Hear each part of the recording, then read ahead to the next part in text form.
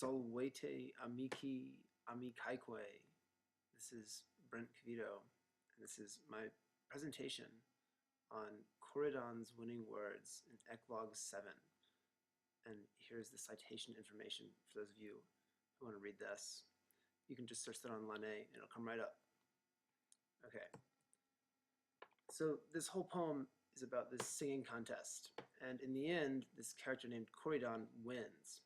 But the whole poem is told by the character of Meliboeus, and so when Egan begins the article, he begins with the closing lines of the poem.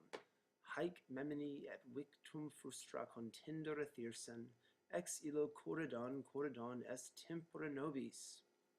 Okay, and so he thinks that in this last two lines of the poem, that the whole contest is explained. And here we get this lovely painting of the Corydon shepherd. All right. So here's an outline of what we're going to be doing here.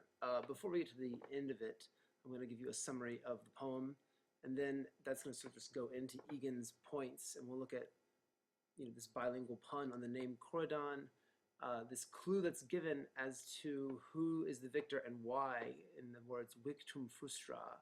Then we'll try from that to reconstruct the rules of the contest, at least as far as Egan and I am concerned.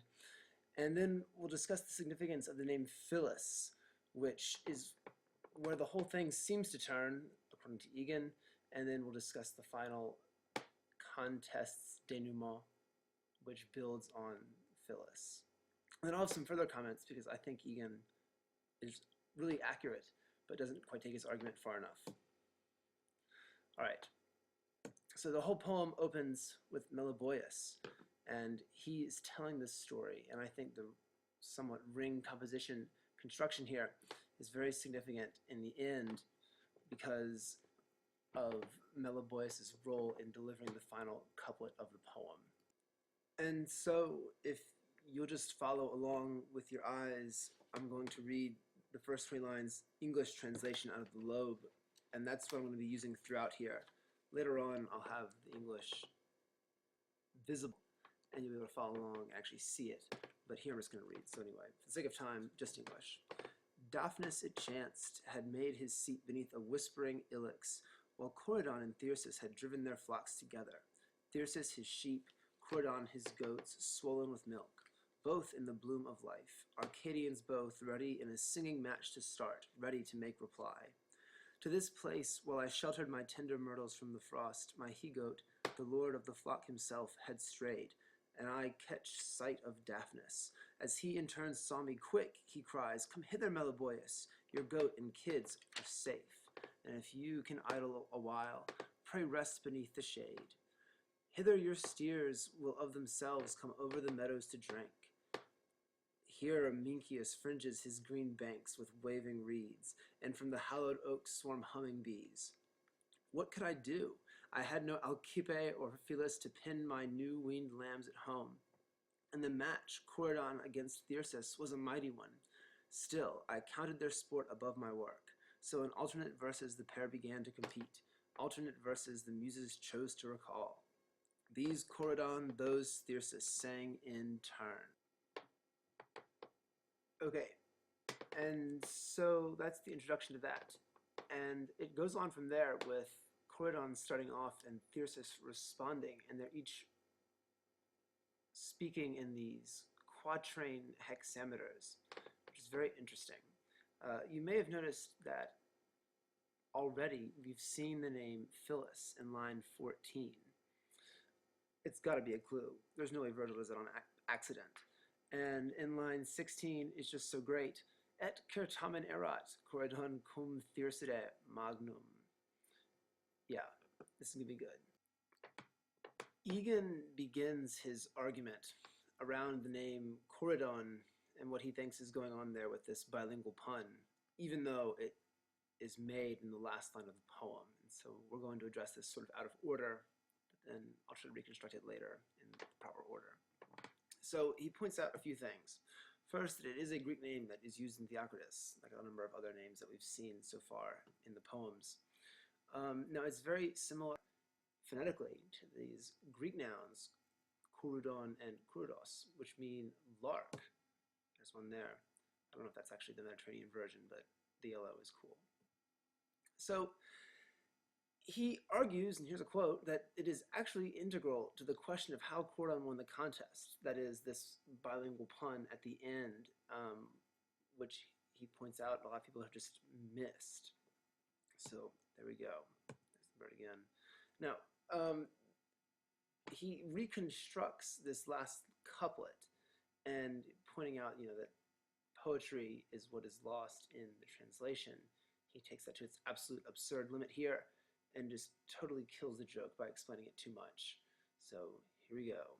From that point on, as far as we are concerned, Corydon has really been Corydon because his name means lark, which is to say singer par excellence. So there it is. That's what's going on here. But it's just so much better than that. So let's move on. Okay. So there's this next clue in this line here. Haec meminat victum frustra contender thyrsen. And the clue has to do with victum and contendere and the sequence of tenses, which suggests that Thyrsis continued to compete even after he was defeated. Thus, there must be some point at which Corydon sets up Thyrsis to respond frustra. The idea being that if he is victum and he goes on frustra, and this comes right after Thyrsis's final quatrain that we hear through Meliboeus, that it must have been clear that he lost. And so we have to find this clue because it's got to be there. All right, so here's how these last few quatrains go. And this is not the whole poem. You can see the line numbers there. But this is where Corydon sets up Thyrsis, and Thyrsis responds. And then there's this quatrain by Corydon where he apparently wins the contest, according to Egan. So here, Corydon just starts off saying, "Here stand junipers and shaggy chestnuts, strewn beneath each tree lies its native fruit. Now all nature smiles. But if their Alexis should quit these hills, you would see the very rivers dry." So far, to sort of grossly oversimplify the poem, everything that Corydon has said has been very positive imagery of things growing and coming to life. And Thyrsis has responded with negative energy, negative responses of things dying. Now here, Corydon mentions Alexis, and the use of this name, he says if he should quit these hills, you would see the very rivers. So Thyrsis responds, "The field is parched, the grass is athirst, dying in the tainted air. Bacchus has grudged the hills the shade of his vines, but at the coming of my Phyllis all the woodland will be green, and Jupiter in his fullness shall descend in gladsome showers." This is a real change in tone for him. With this arrival of Phyllis, things start to grow. So there we go. And we move on to Corydon's response here, where he picks up on this Phyllis thing and takes a little bit further. Okay, that's what I'm looking for. So dearest is the poplar to Alcides, the vine to Bacchus, the myrtle to lovely Venus, and his own laurel to Phoebus. Phyllis loves hazels, and while Phyllis loves them, neither myrtle nor laurel of Phoebus shall outvie the hazels. Now, Thyrsis gets to respond, but I don't even think we really need to read it, because this is what's followed up by Meliboeus' remark that he continued to sing in vain. So somewhere back here, it must have already been made clear that Corydon has won the argument. And so let's see what we can find. This whole thing comes down to some bilingual puns at the poem's denouement there. And so Thyrsis responds to Corydon's mention of Alexis with Phyllis, which is going to lead to his downfall, because as we saw, Corydon picks up on this Phyllis thing, and there's some jokes here. So first, Philosamat, followed by Philosamabit, is playing on these Greek and Latin morphemes, phil and which of course mean the same thing. Very funny. Way to go, Vergil. There's also this catalog of trees, and the Greek word phyllis can also refer to an almond tree. And so he reappropriates Thyrsis' mention of what we can presume is his girlfriend or his slave or something.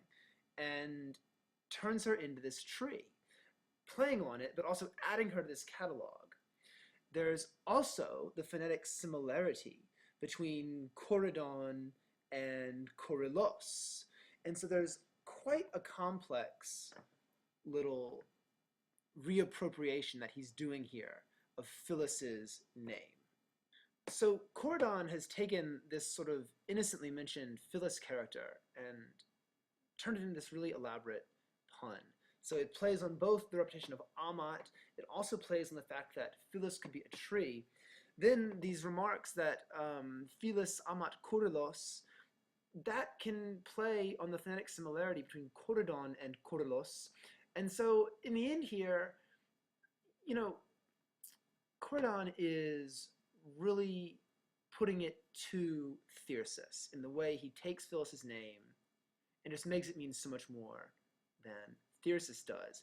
And it would seem that this is where he wins this contest. Now, here's where the poem finishes again. So it says, Haec memenet victum frustra contendor Thyrsum, ex illo Corydon Corydon est tempora nobis. Now, the lobe completely misses the translation. Or the joke, I'm sorry, they translate it, but they completely miss the joke. So much I remember, and how Thyrsis strove in vain against defeat.